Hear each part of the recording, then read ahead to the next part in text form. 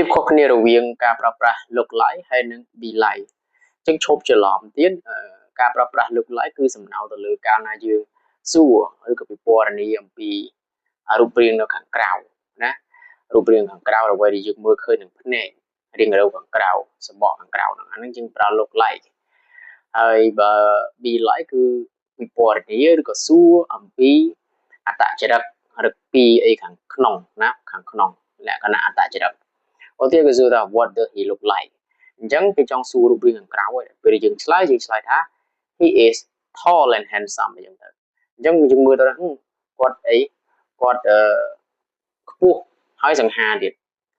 ប៉ុន្តែបើគេសួរថា what is he like ឬក៏ what's he like អាហ្នឹងគឺចង់ពិពណ៌នាចង់សួរអំពីអត្តចរិតរបស់គាត់វិញអញ្ចឹងយើងអាចឆ្លើយថា he is friendly and generous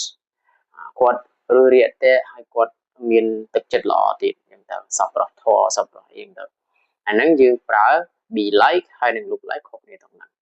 look like ពិពណ៌នាអំពីរូបរាងខាងក្រៅដែលយើងមើលឃើញនឹងភ្នែកប៉ុន្តែ be like គឺយើងពិពណ៌នាឆ្លើយទាក់ទងទៅនឹងអត្តចរិតខាងក្នុងរបស់មនុស្សវិញបាទ